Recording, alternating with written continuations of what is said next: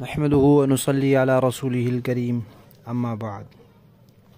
ترجمے والے قرآن پاک کا صفحہ نمبر 860، 23واں پارہ سورہ زمر، آیت نمبر 19 تا 21۔ اعوذ باللہ من الشیطان الرجیم، بسم اللہ الرحمن الرحیم۔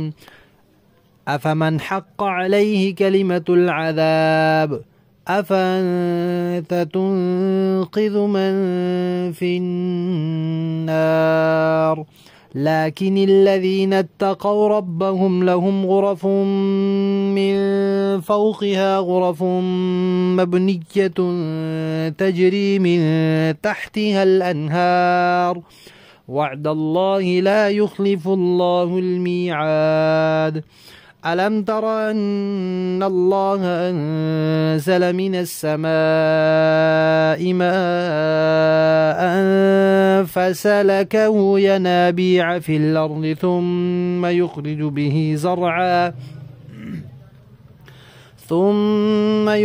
به زرعا مختلفا ألوانه ثم يهيج فتراه مصفرا ثم يجعله حطاما إن في ذلك لذكرى لأولي الألباب۔ صدق اللہ العظیم۔ پچھلی آیات میں اس بات کا تذکرہ تھا کہ جن لوگوں نے اپنے آپ کو اور اپنے اہل خانہ کو نقصان میں ڈالا، یہ بڑا نقصان ہے جو قیامت کا نقصان ہے۔ ان کے اوپر نیچے ہر طرف آگ ہی آگ ہوگی، اور جنہوں نے شیطان کی پیروی کرنے سے انکار کر دیا، اللہ کی طرف رجوع کر لیا، ان کے لیے فرمایا تھا کہ ان کو خوشخبری سنا دیں۔ یہ فرمایا تھا کہ یہی لوگ عقل والے ہیں۔ اب نبی پاک صلی اللہ علیہ وسلم کو اللہ تعالیٰ تسلی دے رہے ہیں کہ دنیا میں ایسے لوگ موجود ہیں جنہوں نے اپنی ضد، ہٹ دھرمی، مخالفت اور بدعملیوں کی وجہ سے اپنے دل پہ مہر لگوا لیے، یعنی نبی کی مخالفت کر کے، رب کی آیات کو جھٹلا کر، اور ہر صحیح بات کی مخالفت میں کمر بستہ ہو کر انہوں نے اپنے آپ کے دل پہ مہر لگوا لی۔ جب اتنی حد سے وہ بڑھ گئے، ان کی ضد بڑھ گئی، انہوں نے یہ طے کر لیا، یہ سوچ لیا کہ کچھ بھی یہ کہہ لے، چاہے کیسی ہی دلیل دے لے، کتنی ہی عمدہ ہو، مضبوط ہو، سمجھ میں آنے والی ہو، ہم نے نہیں ماننا۔ تو ان کے اس نہ ماننے کی ضد بازی کی وجہ سے اللہ نے ان کے دل پر مہر لگا دی۔ اب ایسے لوگوں کے لیے پھر عذاب کی بات پکی ہو گئی، ثابت ہو گئی کہ یہ عذاب میں جائیں گے، داخل ہوں گے، ہمیشہ عذاب میں رہیں گے۔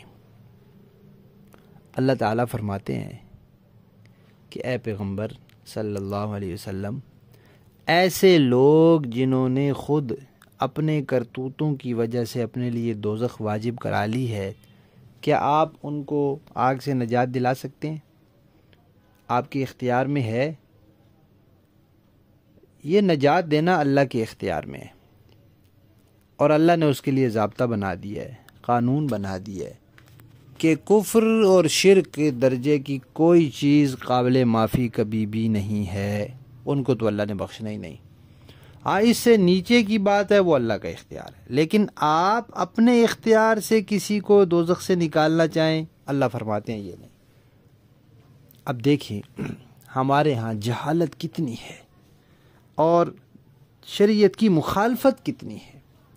اللہ یہ فرما رہے ہیں کہ اللہ کے ہاں جس کے لیے عذاب کی بات ثابت ہو گئی اس کو آپ نہیں چھڑا سکتے، اور ہمارے ہاں لوگ کیا کہتے ہیں؟ اللہ دے پکڑے چھڑاوے محمد، محمد دے پکڑے چھڑا کوئی نہیں سکتا۔ نعوذ باللہ، یہ بالکل قرآن پاک کے صریح خلاف ہے۔ قرآن کہتا ہے جس کو اللہ پکڑ لے اس کو کوئی نہیں چھڑا سکتا. اور ہمارے یہاں کیا مشہور ہے کہ اللہ جس کو پکڑ لے اس کو تو فلاں بھی چھڑا سکتا ہے، فلاں بھی زبردستی کر سکتا ہے اللہ پر، اور جس کو فلاں پکڑ لے اس کو اللہ نہیں چھڑا سکتا. نعوذ باللہ. تو قرآن پاک نے ایمان والوں کو یہ عقیدہ دیا ہے کہ اللہ کے اوپر کسی کی زبردستی نہیں چلتی، اللہ کے اوپر کسی کا زور نہیں چلتا، اللہ کے سامنے کوئی بات نہیں کر سکتا جب تک اجازت نہیں ہوگی. نبی پاک صلی اللہ علیہ وسلم بھی اللہ کو یہ نہیں کہہ سکیں گے کہ یا اللہ حساب کتاب شروع کرے. جب تک اللہ کی طرف سے اجازت نہیں ہوگی نبی پاک کسی کی سفارش بھی نہیں کر سکیں گے. اجازت ہوگی کہ سفارش کریں، جس کی سفارش کی اجازت ملے گی اس کی سفارش کریں گے.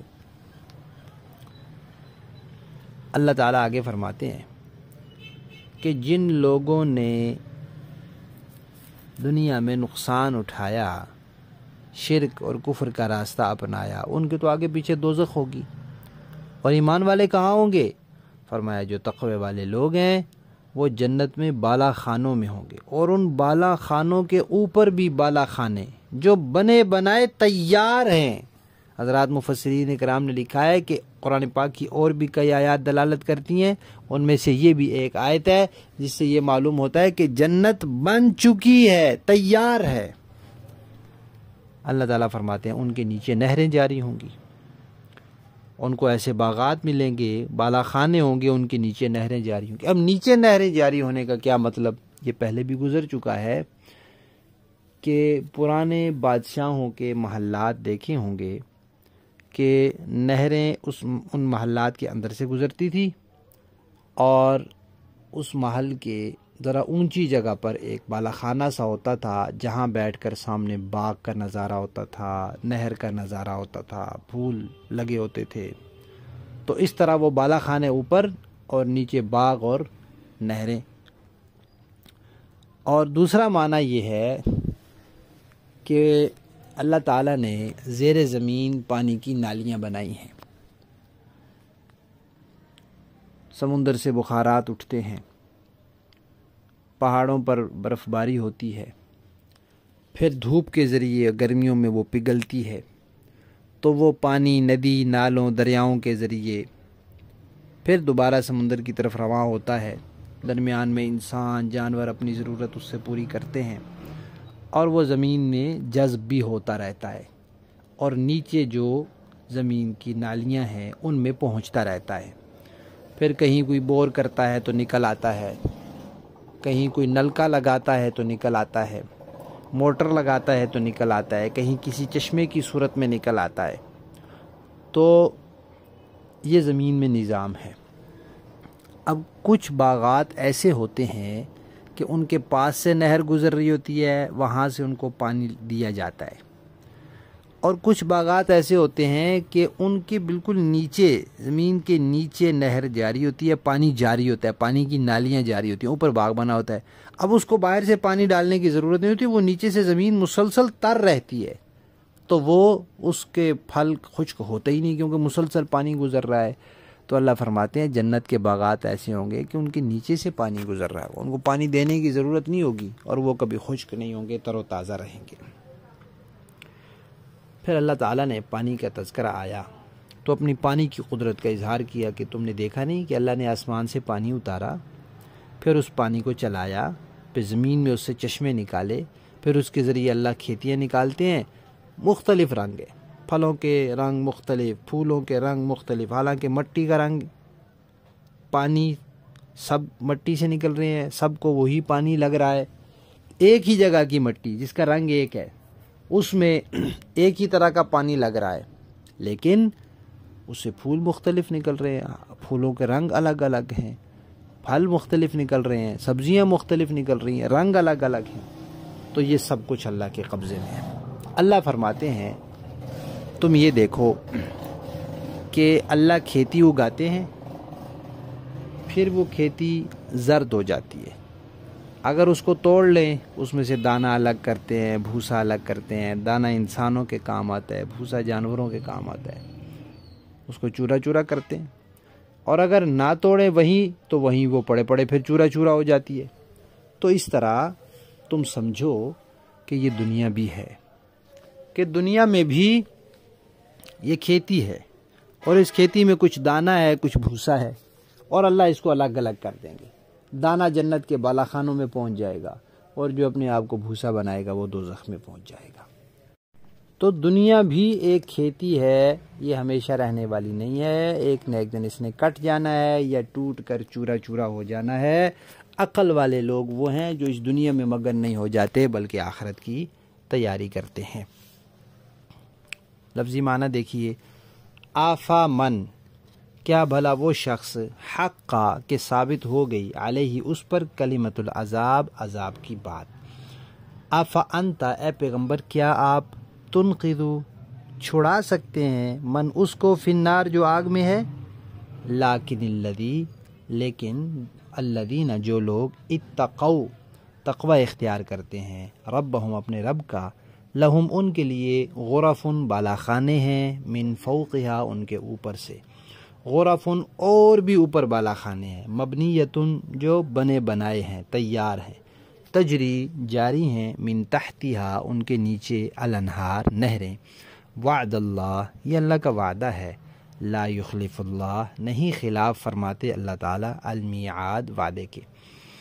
الم ترى اے انسان کیا تو نے نہیں دیکھا، ان اللہ کہ اللہ تعالیٰ، انزل اس نے اتارا، من السماء آسمان سے، ماء پانی، فسلکہ پھر چلایا اس کو، ینابیع چشموں میں، فی الارض جو زمین میں ہے، ثم یخرج بہ پھر وہ نکالتا ہے اس پانی کے ذریعے، زرعا کھیتی، مختلفا الوانو جس کے رنگ مختلف ہوتے ہیں، ثم یہیج پھر وہ خشک ہو جاتی ہے، فتراہ تو اس کو دیکھتا ہے، مصفرا زرد پڑ جاتی ہے، ثم یجعلہ پھر کر دیتا ہے اس کو، حطاما چورا چورا، ان فی ذالک بے شک اس میں، لذکرا نصیحت ہے، لأولی الالباب عقل والوں کے لیے۔ با محاورہ دیکھیں جی، افمن حق علیہ کلمۃ العذاب، بھلا جس شخص پر عذاب کی بات طے ہو چکی، افانت تنقذ من فی النار، کیا آپ اسے بچا لیں گے جو آگ کے اندر پہنچ چکا ہے، لیکن الذین اتقوا ربهم لهم غرف من فوقها غرف مبنیۃ تجری من تحتها الانہار، البتہ جنہوں نے اپنے پروردگار کا خوف دل میں رکھا ہے ان کے لیے اوپر تلے بنی ہوئی اونچی اونچی عمارتیں ہیں جن کے نیچے نہریں بہتی ہیں، وعد اللہ یہ اللہ کا وعدہ ہے، لا یخلف اللہ المیعاد اللہ کبھی وعدے کی خلاف ورزی نہیں کرتا۔ الم تر ان اللہ انزل من السماء ماء فسلكه ينابيع في الارض ثم يخرج به زرعا مختلفا الوانه ثم يهيج فتراه مصفرا ثم يجعله حطاما، کیا تم نے نہیں دیکھا کہ اللہ نے آسمان سے پانی اتارا، پھر اسے زمین کے سوتوں میں پرو دیا، پھر وہ اس پانی سے ایسی کھیتیاں وجود میں لاتا ہے جن کے رنگ مختلف ہیں، پھر وہ کھیتیاں سوکھ جاتی ہیں تو تم انہیں دیکھتے ہو کہ پیلی پڑ گئی ہیں، پھر وہ انہیں چورا چورا کر دیتا ہے۔ ان فی ذلک لذکری لأولی الالباب، یقیناً ان باتوں میں ان لوگوں کے لیے بڑا سبق ہے جو عقل رکھتے ہیں۔ صدق اللہ العظیم۔